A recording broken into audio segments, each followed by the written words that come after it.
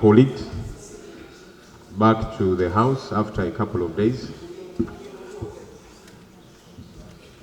Honorable Speaker, when we last met here, there were a couple of occurrences that... Honorable members, can we maintain silence?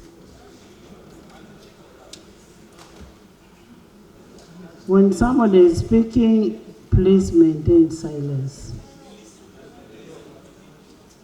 And remember, this is a LoP speaking and you're making noise.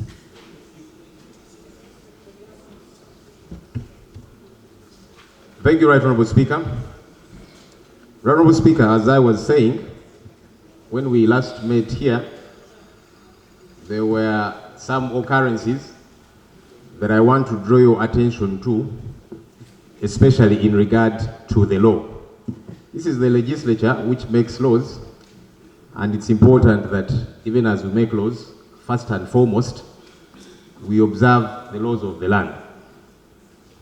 I want to firstly draw your attention to Rule 94 of our Rules of Procedure, which provides for declaration of personal interest in any matter before the House. That's the first law I'm quoting. I'm going to quote about 2 or 3. Right Honorable Speaker, as we were handling the coffee bill, as it has come to be known, and there was a dispute, eventually we led to division. Honorable LoP, we have not reached coffee bill. We are handling, you will raise that when we're on coffee bill. Let's handle the road fund, UNRWA. We handle the rest, then we go to the coffee. When it reaches coffee, whoever has a conflict of interest must declare. Thank you for your guidance, Right Honorable Speaker. The reason I'm raising this matter now is because it will help us procedurally, because you're going to guide. It will help us procedurally with all the business we are going to handle in this House. Right Honorable Speaker, the order paper that I have looked at has got a couple of issues. And one of those is the coffee bill. And again, like I'm saying, let me raise the matter. You're going to rule, Right Honorable Speaker. So as I was saying, Rule 94 of our Rules of Procedure provides for declaration of interest.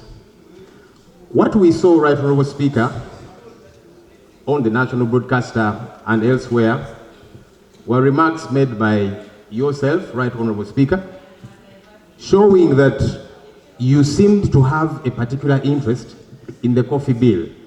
You were exchanging words with, having a chat with the government chief whip, and you asked him if he does have the numbers. Right Honorable Speaker, that was to show that you had interest in this matter. I am on procedure. Right Honorable Speaker. There's an order. Madam Speaker, our rules, and he's a lawyer, procedure takes precedence, the point of order. Okay. So let me raise my point of procedure, which you're going to rule on. The Honorable Fox Odoi is a lawyer in town. I want to believe he has taken time to read the rules. Your procedure matter? And that's what I was raising before I was rudely interrupted by a fellow lawyer who I expect to know the rules and even guide other members. Honorable Speaker, the matter of conflict of interest is a very critical one. As far as I am concerned, based on that, your conduct, Right Honorable Speaker, I think you have an interest in this matter, and maybe you should have declared that interest and perhaps even recused yourself, excused yourself from that matter, Right Honorable Speaker. The second and final issue that I'm raising is from our Constitution. Article 21 of our Constitution talks about equality and freedom from discrimination. And I want to quote 21(2). Without prejudice to clause 1 of this article, a person shall not be discriminated against on the ground of sex, race, color, ethnic origin, tribe, birth, creed or religion, social or economic standing, political opinion or disability. Right Honorable Speaker, we did see you make remarks that seemed to prejudice a particular tribe. What we saw you say was, let's make sure these Baganda don't get the numbers. As we have said, this is not a matter of Buganda. Coffee is grown in different parts of the country. So I was very disappointed to see my leader, my speaker, make those remarks as if this is a battle against Buganda. And maybe government needs to clarify in bringing this bill, are you targeting Buganda and Baganda? I don't know. So, Right Honourable Speaker, I brought your attention to our laws, the Constitution, our rules of procedure regarding conflict of interest, which would see you decently recuse and excuse yourself from presiding over this matter, but also the tribal sentiments, Right Honourable Speaker, that we did hear you make, that have got to be addressed by yourself, perhaps beginning with an apology, and then we see how we take things from there. Thank you, Right Honourable Speaker. And the issues that I've raised very attentively.